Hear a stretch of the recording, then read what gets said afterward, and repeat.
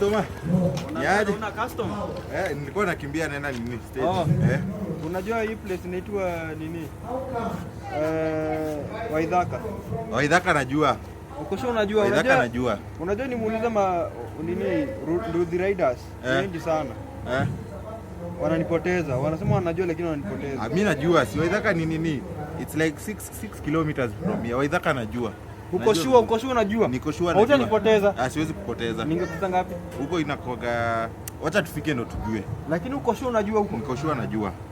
Usinipoteze haki. Siwezi kupoteza. Unajua nimetumwa location so sijui huko pia mimi. Sawa. Hai. Niaje bro? Nauliza. Nataka kufika Waithaka. Suri niambia unajua tena unaanza kuuliza. So unaweza enda hivi mbele unaweza ulizia tu msee. Ukipata tu msee hapo mbele hivi unaweza muuliza. Hata yeye ni mgeni. Mimi ni mgeni. Customer tuende tunajua. Wewe uliniambia unajua.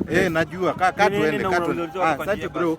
Acha niulize hapa mbele. Siku tu wewe. Niaje bro?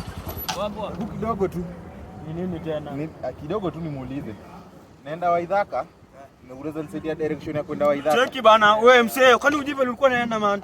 Tunajua. Wewe acha hizo bana. Si anatuambia. Sana tuambie ulikuwa sema unajua direction. Najua, ni venye tu nimechanganyikiwa tu kidogo tu lakini najua mahali tunaenda. Shida yenu watu ndui nyangani lakini. Sasa hata wewe customer singeacha hiyo pesa. Hata usingeniambia tu juu utauliza mbele.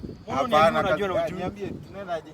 Waithaka? Hata mimi nimeletwa hapa saa hii naona piga simu hapa. Cheki bana, wewe nirudishe pale umenitoa. Wacha tuende niulize hapa mbele. Nirudishe pale umenitoa kwanza bana. Nini? Sawa, kaa basi customer. Wacha tuende nauliza hapa mbele. Tutafika tu Waithaka. Ni bado tuko hapa.